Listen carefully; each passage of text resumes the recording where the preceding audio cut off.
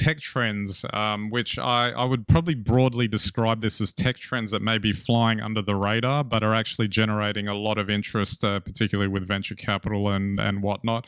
I think we've kind of touched on a couple of these in previous episodes, but it's kind of the idea of tech that will suddenly start appearing and making our lives a whole lot easier. We don't have time to go through all of them, but to start with, if you think of like the first one that was in this article here about next level process automation and virtualization, which doesn't exactly sound,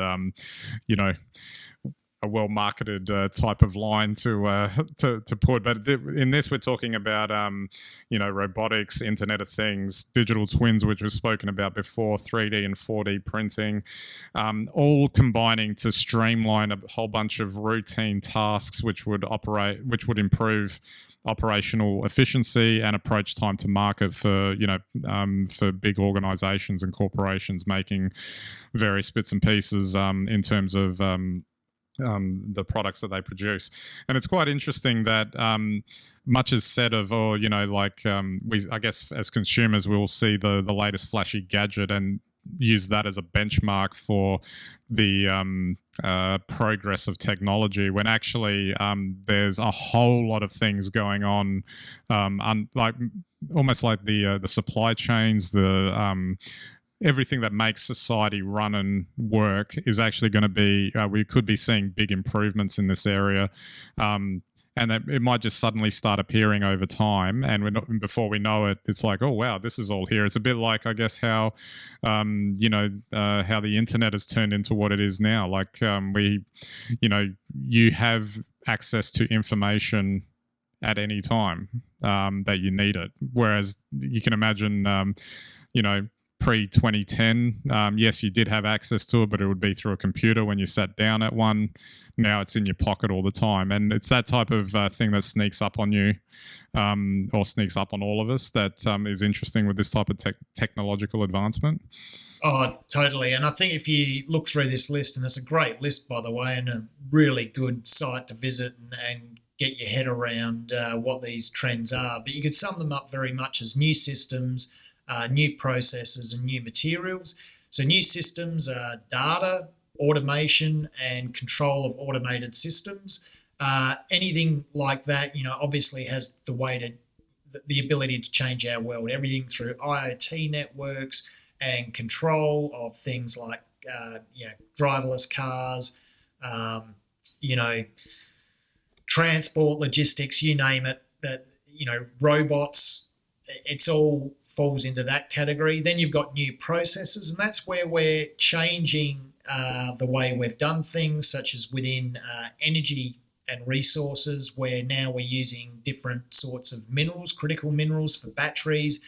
We're changing over to renewable sources of energy from fossil fuels. We're also making things different ways, additive manufacturing, for instance, 3 and 4D printing. So they're the new processes and new chemical processes in the way we produce things.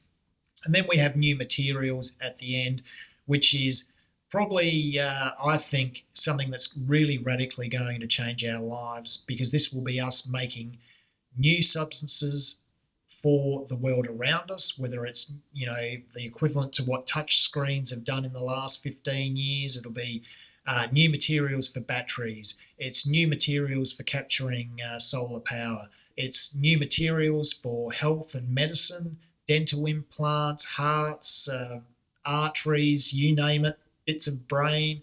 And, it's also new ways of packaging and manufacturing things that we've once again traditionally made out of fossil fuels will make from new materials, literally. So it's very exciting. I'd encourage everyone to have a click on that link and a bit of a read about it, because these things are going to have huge impacts in our world over the next 10 years. And for those who are feeling a little bit nervous about climate change and feeling like we're not doing enough globally, I think these technologies, which didn't exist 5 years ago and didn't exist 10 years ago, are the technologies that will be able to mitigate and help us move away from damaging our environment.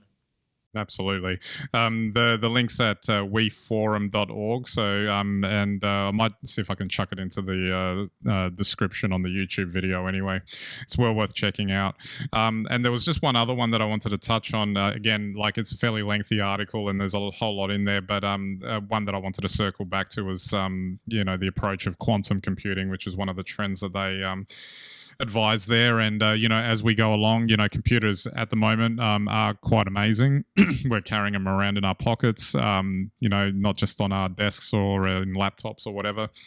But this type of next generation computing is with quantum computing, when we get there, is going to be pretty incredible, and is going to really blow our minds in terms of integration and speed, and almost I kind of get the impression of it all being supremely effortless in terms of being able to deal with it in its I'm sure it's not effortless to construct and, and to actually design in the first place, but once it's working as the end user, that it would almost be a part of life. You could argue that current computers are like that as well, but I think there's still a separation. It's a device that you can put down, and although they're relatively quick, etc., but this could be really, really thoroughly integrated into every sort of aspect of life that it almost is a part of it, as opposed to just being a thing that you pick up. Well, yes, computing is going to go down a whole different range of paths in the future, and that fits in line with new systems, new processes, and new materials. We'll be making the hardware out of different materials. For quantum computing, you use different materials to a silicon chip. In the more traditional computing, we've already seen Apple at the forefront with the M1 chips, and you've got neural chips, and you've got separate cores for different things, all on the one chip. Computing will become a lot more specific. Chips themselves will have individual purposes as sensors, not just as a computing component, merely for calculations. And we will, now be seeing these technologies develop for individual purposes. So it won't be the same as just getting any old motherboard and like an Arduino and programming it specifically to do a task. The chip will come with that task already embedded on it, because we can mass produce specific tasks on a chip now much more quickly with technologies that we've not had access to before. And that will be something that will radically change our world.